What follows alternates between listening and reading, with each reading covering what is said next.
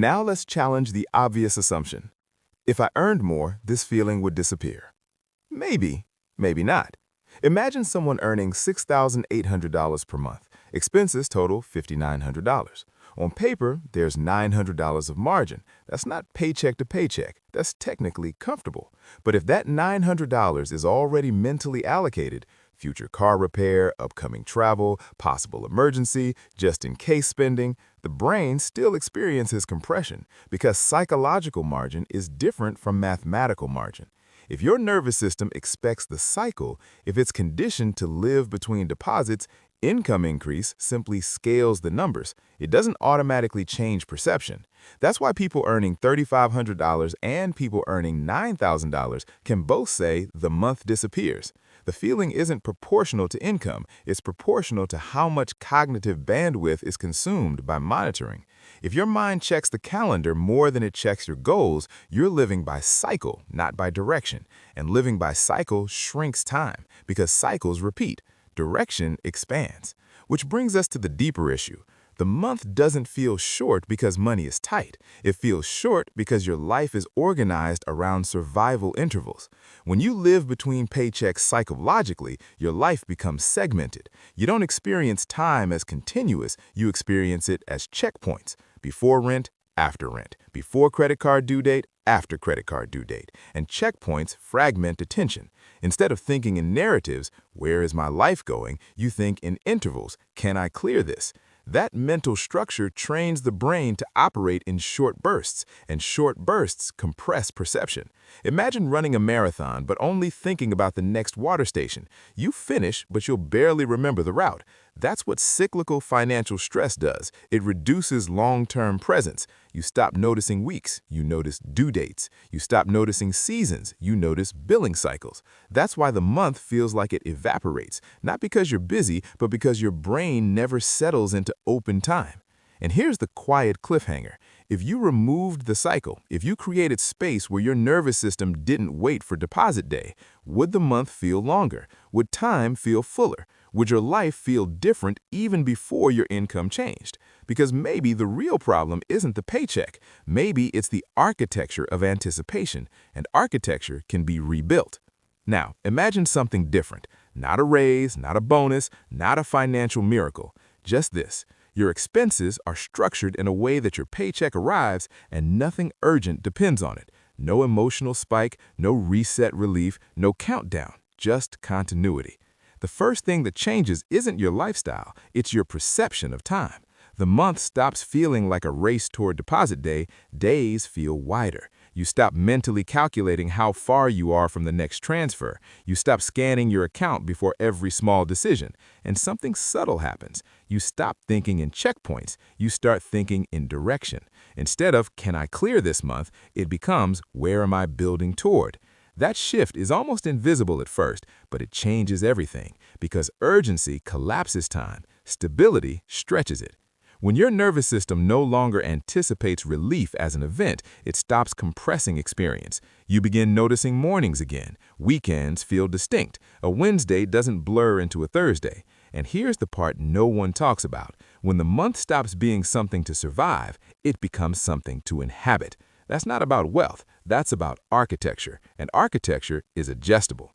Here's where most people go wrong. They think the solution is increasing income, but income changes numbers, structure changes perception. Imagine two people earning $5,400 per month.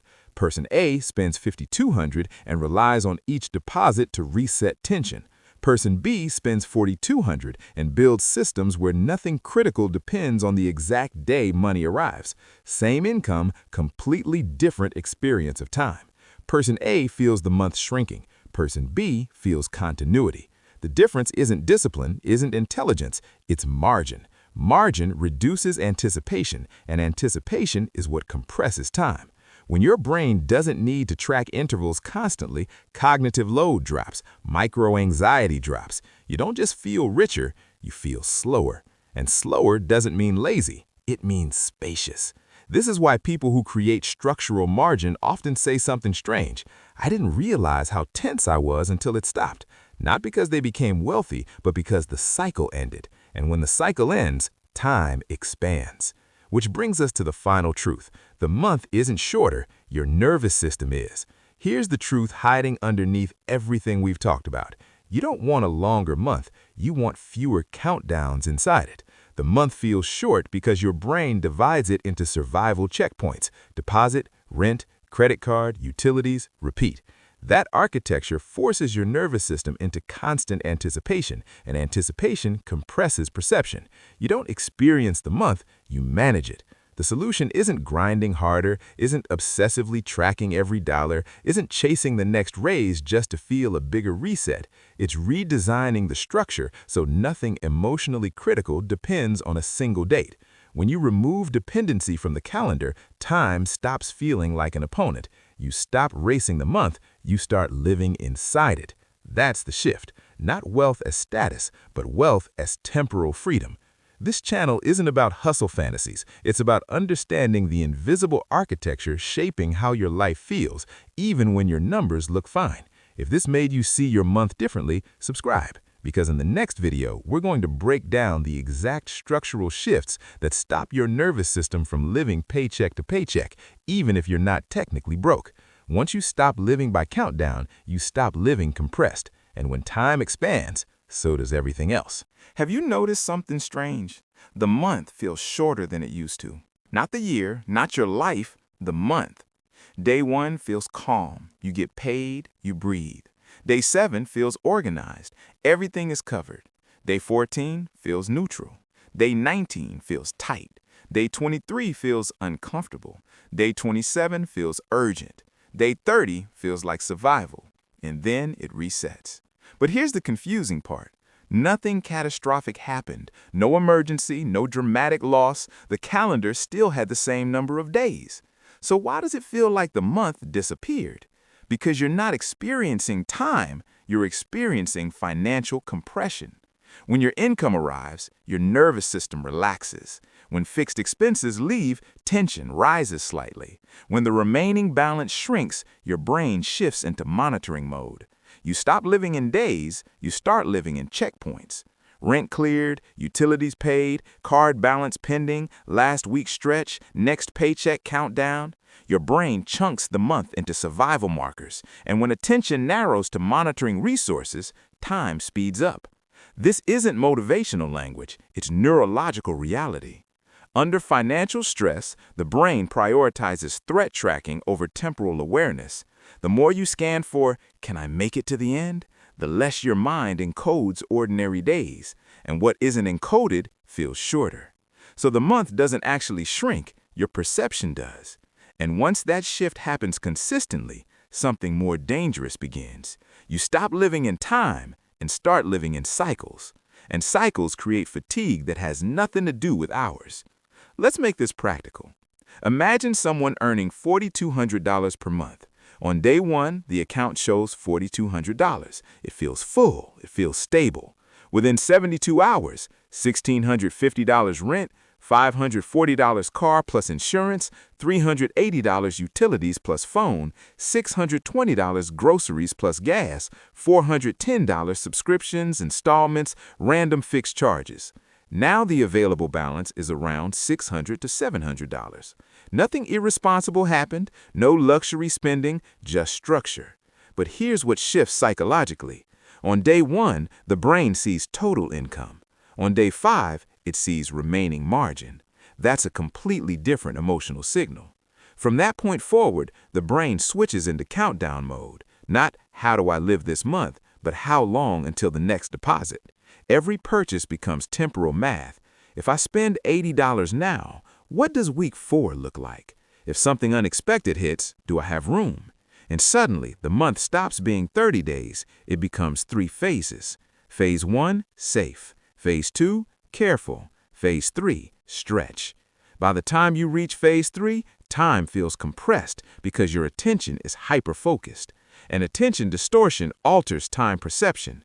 But here's what nobody talks about. When you live like this for years, your brain stops experiencing months as full units. It experiences them as survival arcs, and survival arcs are exhausting, which leads to something even deeper than fatigue. Under financial tension, your brain activates threat monitoring systems. Even if you're not in danger, the perception of limited resources is enough. When resources feel scarce, the brain prioritizes risk scanning, short-term forecasting, damage prevention. It deprioritizes reflection, long-term imagination, emotional presence. That means something critical happens. You stop encoding experiences deeply. Days blur together. Why? Because novelty slows time. Stress speeds it up. When you're scanning numbers, recalculating margin, adjusting purchases, your brain is in micro-survival mode. Survival mode compresses perception. It narrows focus to next checkpoint. That's why Mondays feel heavy, mid-month disappears, the last week feels rushed, and suddenly it's the first again. Not because life is moving faster, but because your brain is living in future anticipation. And anticipation consumes cognitive bandwidth. Which explains something most people mislabel. They say, I'm bad with money, or I just need to earn more. But what they're really experiencing is cyclical cognitive fatigue. The month doesn't feel short because of time. It feels short because your nervous system never exits monitoring mode. And when the brain never rests, time never feels full. But here's the real danger of this cycle. It reshapes how you build your life. When you live paycheck to paycheck psychologically, even if not literally, you begin organizing life around the cycle. You don't plan in years, you plan in pay periods. You don't think, what do I want long term? You think, can this survive the month? And that subtle shift changes everything. You avoid decisions that create short-term compression, even if they create long-term expansion. You delay investments, you avoid risks, you postpone conversations. Not because they're wrong, but because they disrupt the cycle. The cycle becomes the operating system. And once that happens, something dangerous settles in. The goal stops being growth. The goal starts being reset. Just make it to the first, reset tension, repeat. But here's the quiet truth. If your entire nervous system relaxes only on deposit day, you are living in monthly relief, not stability. And relief is addictive. Which means even if income increases, even if expenses drop, even if structure improves, your brain might still operate in cycles. And that's when the month keeps feeling short, because the problem was never time. It was the architecture of tension. Here's the part most people don't realize. You may not be addicted to money. You may be addicted to reset day.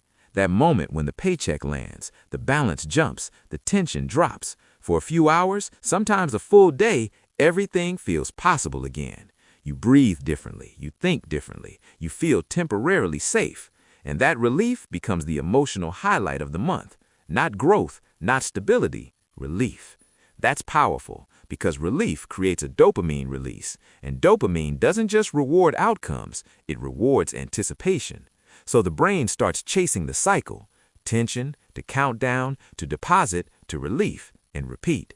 You don't notice it happening, but psychologically, you begin organizing your month around that emotional reset. That's why day 1 feels expansive, day 15 feels tight, day 27 feels compressed. You're not just tracking money, you're living a neurological loop. And loops create predictability. Predictability feels safe, even if the loop itself is exhausting. Which leads to something subtle and dangerous. You stop aiming for calm, you aim for reset. And reset is not the same as stability.